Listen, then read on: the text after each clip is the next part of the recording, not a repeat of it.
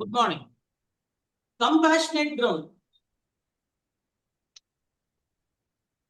Compassionate grounds அப்படின்றது government வந்து பாத்தீங்கன்னா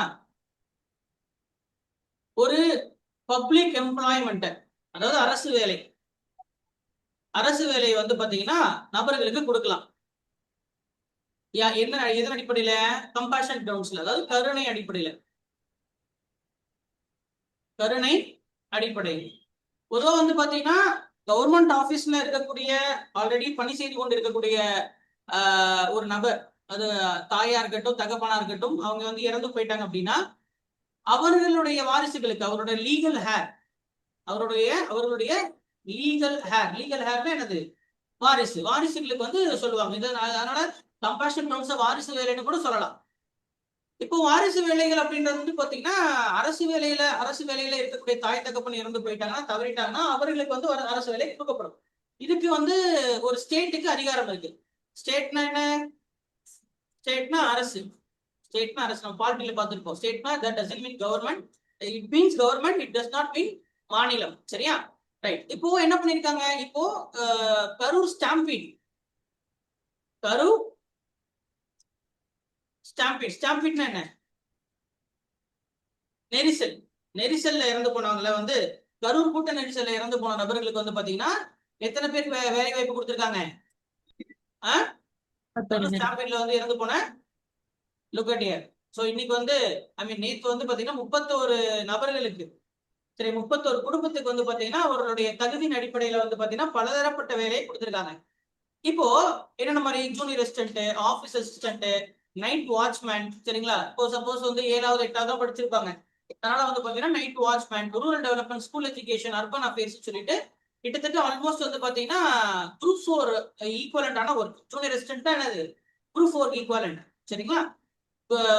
2A அசிஸ்டன்ட் கேடர். சரிங்களா? குரூப் 2A அசிஸ்டன்ட், 4 அந்த அசிஸ்டன்ட்டுக்கு ஜூனியர் அசிஸ்டன்ட் அப்படின்னு சொல்லுவாங்க. அண்ட் பலதரப்பட்ட ஆபீஸ் இருக்கு. ஸோ ஒவ்வொரு ஆபீஸ்லயும் இருக்கக்கூடிய ஒர்க்கை கொடுத்துருக்காங்க. அப்ப ஸ்டேட் இந்த மாதிரி கொடுத்துருக்கிறது சரியா அப்படின்னு நம்ம பார்க்கணும். இப்போ இதே போல வந்து டிராஜடி, ஏதாவது ஒரு பரிதாபமான சுச்சுவேஷன் நடந்திருக்கு, அதுக்கு முன்னாடி வந்து கவர்மெண்ட் கொடுத்துருக்கா அப்படின்னு கேட்டீங்கன்னா நடந்திருக்கு. எப்ப நடந்திருக்கு அப்படின்னா ஸ்டெர்லைட் போராட்டம் நடந்துச்சு. உங்களுக்கே தெரியும். ஸ்டெர்லைட் வந்து தூத்துக்குடியில என்ன பண்ணாங்க? இந்த மாதிரி வந்து போலீஸ் ஃபயர் பண்ணாங்க. போலீஸ் ஃபயர் பண்ணதுல வந்து பாத்தீங்கன்னா என்னது? கவர்மெண்டோடைய ஸ்டேட் எக்ஸஸ், அரசாங்கத்துடைய அதிக பிரசங்கித்தனத்தினால மனித உயிர் வந்து அங்க பாதிக்கப்பட்டிருக்கு. யாருடைய அதிக பிரசங்கித்தனத்தினால? ஸ்டேட் எக்ஸஸ்னா என்னது? அதிக பிரசங்கித்தனம். சரியா? அவர்கள் ஒரு படி மேல போய் என்ன பண்ணிருக்காங்க? அவருடைய ஆதிக்க சக்தி. ஏன்னா நம்ம ஆல்ரெடி பார்த்திருக்கோம், அரசியலமைப்பு யாருக்கிட்ட இருந்து மக்களை பாதுகாக்கும்? அரசாங்கத்திட்ட இருந்து தான் அரசியலமைப்பு பாதுகாக்குது. சரியா? அடிப்படை உரிமைகளும் எதுக்காக இருக்கு? அரசிடமிருந்து மனிதர்களை, குடிமக்களை பாதுகாப்பதற்காக தான் இருக்கு அப்படின்னு சொல்லியிருக்கு. சோ கான்ஸ்டிடியூஷன் இருக்கிறதே, சரிங்களா? கான்ஸ்டிடியூஷனுடைய மிக முக்கியமான விஷயம் கேட்டீங்கன்னா கான்ஸ்டிடியூஷனலிசம். அரசியலாப்பு கொள்கை அப்படின்னு சொன்னேன். அரசியலாப்பு கொள்கைன்னா என்னது? It is limiting the governance. ஆளுமையை கட்டுப்படுத்துவதுதான் அரசியலமைப்புடைய அடிப்படை வேலையே. The fundamental duty of constitution is to protect the citizens and control the government. அரச கட்டுப்படுத்தணும். ஏன்னா அரசாங்கம் வந்து என்னைக்கு வேணா என்ன பண்ணலாம்? அதோடைய பவரை ஃபுல்லா அதை எக்ஸசைஸ் பண்ணுச்சு அப்படின்னா என்ன ஆயிடும்? மக்கள் தான் பாதிப்படைவாங்க. சர்வாதிகாரிகளாக ஆயிடக்கூடாது. சரிங்களா? அவர்கள் வந்து பாத்தீங்கன்னா தன்னாட்சி மிக்க, கேள்வியே கேட்க முடியாத அளவுக்கு அந்த உச்சத்துக்கு போயிடக்கூடாது.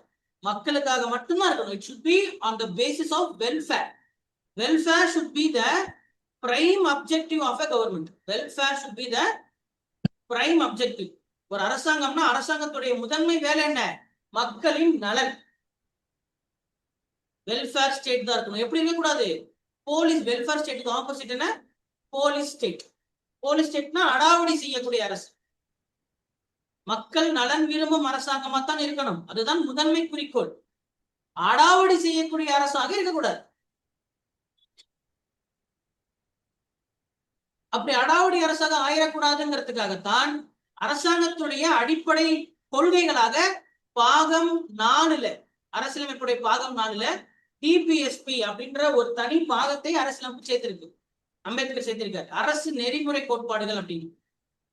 அப்போ இதற்கு முன்னாடி பார்த்த ஸ்டெர்லைட் தூத்துக்குடியில அரசாங்கத்துடைய அதிக பிரசித்தனம், அதாவது அந்த போலீஸ் ஸ்டேட் அப்படின்னு சொன்ன பாத்தீங்களா, அந்த அடாவடி அரசு என்ன பண்ணிருக்கு, போராடுவதற்கு டெமான்ஸ்ட்ரேட் பண்றதுக்கு நமக்கு என்ன இருக்கு, உரிமை இருக்கு. ஆர்டிகல் 19ல என்ன சொல்லிருக்கு, ஆமா ஆர்டிகல் 19ல நம்ம அடிப்படை உரிமை என்ன, ஆர்டிகல் 19ல we can demonstrate but not strike.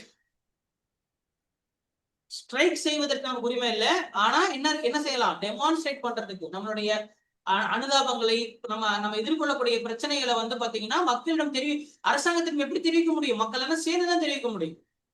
அப்ப டெமான்ஸ்ட்ரேட் பண்றதுக்காக கூடிய நபர்கள்ல அவங்கள தடியடி அடிச்சு அனுப்பாம அதுவும் செய்து போலீஸ் ஒரு படி மேல போய் சுட்டு கொண்டு இருக்கு. அப்போ இது அரசாங்கத்தால பாதிக்கப்பட்ட மக்கள், அரசாங்கத்தால பாதிக்கப்பட்ட மக்களுக்கு அரசாங்க வேலையை கொடுக்கறதும் சரியா.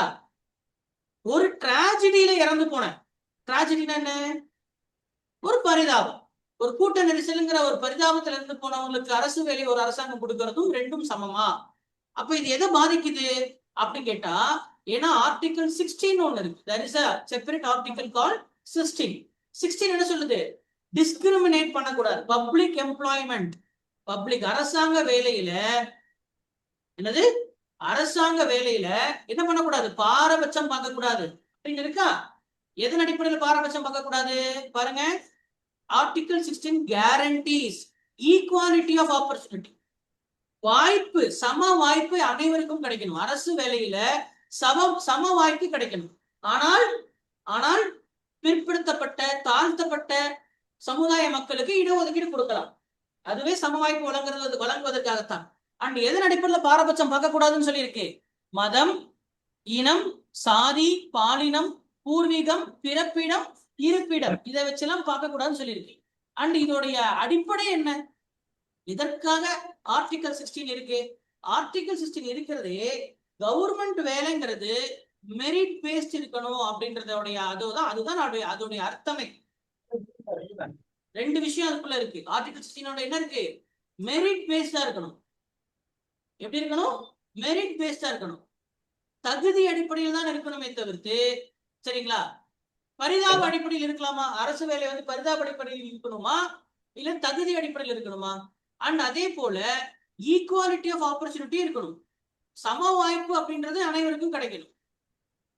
ரெண்டு விஷயம் அதுக்குள்ள ஒளிஞ்சிருக்கு. ஆர்டிகல் 16ல என்ன இருக்கு, ஒண்ணு சம வாய்ப்பு, அதே போல சட்டம் அனைவருக்கும் சமம், சட்டம் அனைவரும் சமமாக பாதுகாக்கும். ஆர்டிகல் 14 இது பாதிக்குது. முதல்ல 31 குடும்பத்திற்கு அரசு வேலை அப்படின்னு சொல்லக்கூடிய அரசு ஆணைய நீதிமன்றம் தலையிடலாமா, அரசாங்கத்துடைய ஸ்டேட்டுடைய டெசிஷன், ஸ்டேட்டுடைய ஆர்டர், ஸ்டேட் உருவாக்கின ஒரு இந்த இடத்துல மாநிலம்னு சொல்ல வரேன் சரியா, மாநிலம், ஒரு மாநிலம் மாநிலம் எடுத்த முடிவு, மாநிலம் அறிவித்த அறிவிப்பு, நோட்டிபிகேஷன், சரியா, மாநிலம் அறிவித்த சட்டம், மாநிலம் உருவாக்கின அவசர சட்டம், ஆர்டினன்ஸ், சரியா, எதுவா வேணா இருக்கலாம், இவை அனைத்தும் இல்லை இவையில் ஏதேனும் அடிப்படை உரிமையை பாதிச்சா, இவையில் ஏதேனும் அடிப்படை உரிமையை பாதிச்சா ஆர்டிகல் 13 அடிப்படையில அதை என்னன்னு சொல்லிட முடியும், செல்லாதுன்னு சொல்ல முடியும். இந்த அதிகாரம் யாருக்கு இருக்கு, நீதிமன்றத்துக்கு இருக்கு. இந்த அதிகாரத்தின் பெயர் என்ன, நீதிமன்ற மறு ஆய்வு, ஜுடிஷியல் ரிவ்யூ. சட்டத்தை என்ன பண்ண முடியும், அரசாங்கம் உருவாக்கின ஒரு ஆர்டரோ, டெசிஷனோ, நோட்டிபிகேஷனோ, ஒரு ஜிஓஓ, கவர்மெண்ட் ஆர்டர், சரியா, அதான் ஜிஓஓ, சட்டமோ, ஏன் அவசர சட்டம், எதுவும் வேணா இருக்கலாம். அப்போ இப்படி உருவாக்கி இருக்கக்கூடிய அவசர சட்டம் இல்ல இப்படி உருவாக்கக்கூடிய இப்போ இவர்கள் சிஎம் வந்து வெளியிட்ட, அரசாங்கம் வெளியிட்ட இந்த அரசு ஆணை அப்படின்றது, சரியா, அரசு ஆணை அப்படின்றத செல்லுமா செல்லாதாங்கிறத மதுரை ஹைகோர்ட்ல என்ன பண்ணிருக்காங்க, இதுக்கு முறையிட்டு இருக்காங்க. எதன் அடிப்படையில? ஆர்டிகல் 14 ஆர்டிகல் 16 பாதிக்கப்படுது. இதுல என்ன பாதிக்கப்படுது? Article 14 and article 16. முதல் விஷயம், it is not merit based and it is not compassionate based. Compassionate பேஸும் கிடையாது. அரசாங்கத்துடைய எக்ஸஸ்னால தூத்துக்குடியுடைய சம்பவமும் கரூர் நெரிசலும் ஒண்ணு கிடையாது. கரூர் நெரிசல் நடந்தது ஒரு விபத்து. தூத்துக்குடியில நடந்தது விபத்து அல்ல, அரசாங்கத்துடைய அடாவடித்தனம்.